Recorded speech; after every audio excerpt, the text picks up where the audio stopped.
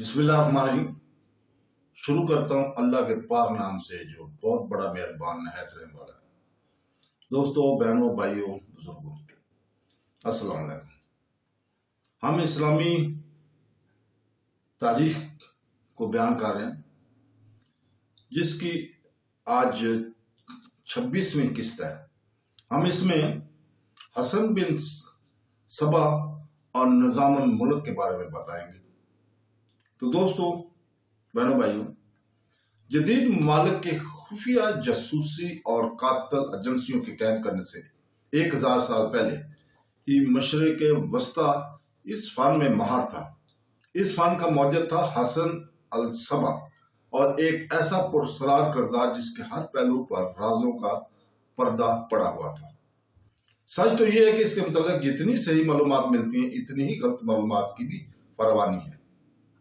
سلجوقیوں نے عالم اسلام کی طاقت کا اندرونی توازن بے شک سنیوں کے حق میں بدل دیا۔ بنو فاطمہ اور بودیہ دونوں کی مشترکہ فوجوں پر تغرل بیگ کی فیصلہ کن فتح اس رسا کشی کا ایک فیصلہ کن موڑ تھا۔ اس فتح کے بعد بنو فاطمہ کی طاقت کا زور کہرہ کی جانب لوٹ گیا۔ بغداد پر بنو امیہ کی گرفتہ میں مضبوط ہو گئی۔ اس کے بعد اسلام کے صحیح عقیدہ کے اس تصور نے مکمل غلبہ حاصل کر لیا جو حنفی مسلک تھا، اور جس پر اشارہ نظریات کا ہلکا سا لیپ چڑھا ہوا تھا۔ یہ کوئی عجیب بات بھی نہیں، کیونکہ جب ترکوں نے اسلام قبول کیا تو انہوں نے حنفی مسلک اور اشراح فلسفیانہ نقطہ نظر کو اپنایا۔ بغداد میں شکست در خیت کا جواب بنو فاطمہ نے سنی اسلام کے خلاف ایک خفیہ اور ہلاکت افریق جنگ سے دیا۔ یہ طریقہ کار تھا قتل کو سیاسی ہتھیار کے طور پر استعمال کرنا۔ اس قاتلانہ تحریک کا معمار تھا حسن الصبا۔ حسن الصبا اور نظام الملک دونوں ہم جماعت تھے۔ نظام الملک آگے چل کر سلجوقی دور میں وزیر اعظم کے عہدے تک ترقی کر گیا۔ کہا جاتا ہے کہ حسن بھی سلجوقی نظام حکومت میں اعلیٰ عہدے پر حاصل کرنا چاہتا تھا، لیکن ان نظام کی راہ میں روڑے اٹکائے گئے۔ یہ اس کے اپنے عقیدہ کا اثر تھا۔ یہ انتقام کی غرض کی اس نے فاطمی مسلک اختیار کر لیا۔ کہا کہ فاطمی خلفاء کی مرضی اور انہی کے اشاروں پہ اس نے اپنا خنجر سنی مسلک کے قائدین پر تان لیا۔ حسن صبا ملک شام کے شمالی پہاڑوں میں پہنچا، وہاں خفیہ پناہ گاہیں قائم کی اور انہیں اپنا مرکز بنایا۔ ان پناہ گاہوں سے اس نے دہشت، خوف اور قتل و غارت گری کا بازار گرم کر دیا۔ اس خفیہ تاریخی تحریک کا محور خود حسن الصبا تھا۔ اس نے شیخ الجلیل کا خطاب بھی اختیار کر لیا اور باقاعدہ تنظیم بنائی۔ اس کے نیچے درجہ دائیوں کا تھا جنہیں اس تحریک کی تبلیغ کی تعلیم دی جاتی تھی۔ دائیوں کے بعد تیسرا درجہ تھا فدائیوں کا، جن کی تربیت کے لیے ایک صداقت نامہ اختیار کیا گیا۔ صداقت نامے کی صحیح عقیدہ ہونے کا نشہ ان کے دل و دماغ میں کوٹ کوٹ کر بھر دیا جاتا تھا۔ وہ اپنے آقا کے کرندوں کی حیثیت سے کام کرتے تھے۔ انہی تربیت یافتہ افراد کو اسلامی حکومت کے دور دراز علاقوں میں قاتلانہ حملوں کی ذمہ داری سونپی جاتی تھی۔ حسن الصبا کے گروہ کے سب سے نچلی سطح رفیقوں کی تھی۔ جب وہ اس تحریک میں شامل ہوتے، انہیں صداقت نامہ اور اس کے صحیح عقیدہ ہونے کا نشہ دھیرے دھیرے پلا جاتا اور آئندہ کاروائیوں کے لیے آہستگی سے تربیت دی جاتی۔ انگریزی لفظ اساسن یعنی قاتل، عربی لفظ حشیشم یعنی حشیش استعمال کرنے والے سے اخذ شدہ ہے۔ فادین کو حشیش کے استعمال کا عادی بنایا جاتا تھا۔ اسی نشے کی حالت میں وہ قتل بھی کیا کرتے تھے۔ حشیش عموماً ہندوستان سے برآمد کی جاتی، حالانکہ مقامی طور پر بھی تھوڑی بہت اگائی جاتی تھی۔ حشیش کو ہندوستان میں گانجا کہا جاتا ہے۔ یہ میروانہ سے ملتا ہے اور آج بھی بر صغیر میں اس کو اگایا جاتا ہے اور استعمال میں بھی لایا جاتا ہے۔ یہ قاتلانہ طریق اس کے ماننے والوں کو فدائین بھی کہا جاتا تھا۔ ترکی میں یہ نصاری تحریک کہلاتی تھی۔ دونوں کا مطلب ہے اپنی تحریک کے مقصد کے لیے جان دینے پر آمادہ ہونا۔ عربوں نے ان فدائین کو मलाहदा यानी काफर कहा है। हसन अल सबा ने अपने मरकजी कमीन गाह के करीब एक वादी में जन्नत की तरह नजर आने वाला एक खुशनुमा बाग बनवाया, जिसमें फलदार दरख्त थे, फूलों के बगीचे थे और सैकड़ों खूबसूरत औरतें भी थीं। नए शिकार को शीश के नशे में गर्क करके यहाँ इस वादी में लाया जाता। जब खूबसूरत औरतों के दरमियान इस बाग में वो नौजवान आंख खोलते तो ये समझ बैठते कि वो सचमुच जन्नत में आ गए। यहाँ इनके दिमाग की धुलाई होती, खुफिया कत्ल के तरीक़ाकार नहायत नपे तले अंदाज में इनके दिलो दिमाग में डाल दिए जाते। इन अशखास को अपनी जान की परवाह किए बगैर अपने आका के अहकामात को मुकम्मल तौर से बजा लाने का पाबंद बनाया जाता था। फिर इन मुकम्मल दहशतगर्दों को बादशाहों और सलातीन पर हमले करने के लिए आजाद छोड़ दिया जाता था, ताकि सल्जूकियों के हाथों बनी फातिमा की शिकस्त का बदला लिया जा सके। अब ये कातिल सुन्नी इस्लाम के सरबराहों के कत्ल में हिट जुट गए। सैकड़ों उमरा, वजीर और सिपहसालार इन कातिलों के खंजर का शिकार हुए या फदेन के जहरीले प्याले से मौत के घाट उतारे गए।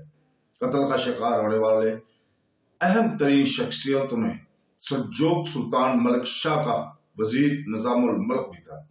निजामुल मुल्क यकीनन इस्लामी दुनिया की आला तरीन मुंतजमीन हुकूमत में से था। इसकी फारसी जबान में लिखी गई मशहूर किताब सियासतनामा हुकूमत का निजाम चलाने के तरीक़ाकार और सियासत पर एक शाहकार किताब है। वो निजामुल मुल्क ही था जिसने सल्जूकी हुकूमत को इस्तेकाम बख्शा। इसने कई यूनिवर्सिटियां कायम की, यहाँ इस दौर के बेहतरीन दिमाग दर्स किया करते थे। उन्होंने शफाखाने बनवाए, सड़कें और नहरें तामीर करवाई, ज़राअत के हौसला अफजाई की, फौज को मजबूत किया, महसूल की वसूली के लिए असूल मुरतब किए, मालियाती निज़ाम को मजबूत किया, चीन और हिंदुस्तान के साथ कौमी और बैन अल-अक़वामी तजारत को फरोग दिया। सल्जूकी खुशहाल हो गए और बगदाद एक बार फिर दुनिया का अहम तरीन शहर बन गया। बगदाद की निजामिया कॉलेज में दर्स देने वाली एक अहम तरीन शख्सियत थी इमाम गजाली, जिन्होंने अपने कलम के ताकत से इस्लामी दुनिया के तारे का रुख ही मोड़ दिया। इस जमाने की यूनिवर्सिटियां सिर्फ इल्म सीखने की दरसगाहें ही नहीं थी, बल्कि अपने सरपरस्त के नुक्ता नजर के प्रोपगंडे की मराकज भी थे। बनु अब्बास और बनु फातिमा की सियासी रकाबत बगदाद और कैरा की यूनिवर्सिटियों में पढ़ाई जाने वाले निसाब से साफ साफ झलकती थी। बिल्कुल इसी तरह जैसा कि अभी हाल तक अमेरिका और रूस की यूनिवर्सिटियों के समाजी सियासी निजाम और निसाब में सोशलिज्म और सरमायादारी के बारे में पढ़ाया जाता है, जिसके जरिए एक दूसरे से नफरत की तालीम दी जाती है। जामिया अल अज़हर सन 969 में कैरा में कायम की गई। ये न सिर्फ इल्म की एक अला दरसगाह थी, बल्कि बनु फातिमा के नजरियात के प्रोपगंडे का मरकज भी बनी थी। बगदाद का इंतजामिया कॉलेज ने न सिर्फ साइंस, क्वाद और फ़क़ा की एक और दरसगाह थी, बल्कि सुन्नी इस्लाम के प्रोपगंडे का मरकज भी था।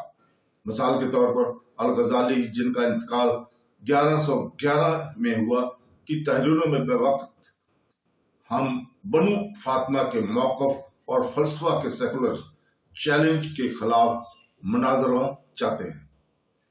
1091 में निजामुल मुल्क के कत्ल से आलम इस्लाम को एक जबरदस्त धक्का लगा। न सिर्फ एक अल्लाह तरीन मुनज़्ज़म से सल्जूकी हुकूमत की मरहूम होगी, बल्कि इसकी वजह से वसी सल्जूकी सुल्तानत की मुखालिफ कवतों को जल्द अज जल्द मरकज से दूर होने का मौका भी मिल गया। दूसरे आला दिमाग जो फदेन के खंजर का शिकार हुए वो थे मोसल के अमीर मदूद सन 1127 में, ज़ेंगी 1146 में और अताब अमादुद्दीन सुल्तान सलाहुद्दीन अय्यूबी खुद वो अलग अलग मौका पर कातलों के इन खंजरों से बाल बाल बचे। सुल्तान महमूद गौरी जिसने दिल्ली फतह किया, इस कदर खुशकिस्मत न रहा, वो इसी कातलाना खंजर का शिकार हो गया। ये साना काबुल के करीब सन 1206 में पेश आया। सल्जूकियों ने बार बार इन कातलों पर हमले किए, लेकिन हर बार ये कातल बच निकले।